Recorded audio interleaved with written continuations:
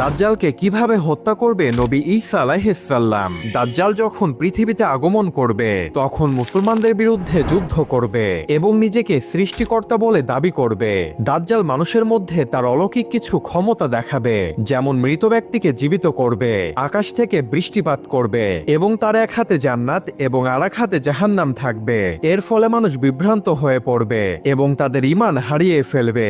আর যখনই এমন ভয়ঙ্কর ফিতনা তৈরি হবে তখনই নবী ঈসা আলাইহিস সালাম আকাশ থেকে দুই ফেরেশতার কাঁধে ভর করে পৃথিবীতে নেমে আসবে। ঈসা আলাইহিস সালাম এসেই মুসলমানদের সাথে যুক্ত হয়ে দাজ্জালের বিরুদ্ধে যুদ্ধ করবে। দাজ্জাল যখন দেখতে পাবে ঈসা আলাইহিস সালাম পৃথিবীতে নেমে এসেছে তখন দাজ্জাল ভয় পেয়ে ফিলিস্তিনের লুত শহরে পালিয়ে যাবে এবং ঈসা আলাইহিস সালাম সেই শহরে গিয়েই দাজ্জালকে নিজের হাতে হত্যা করবে।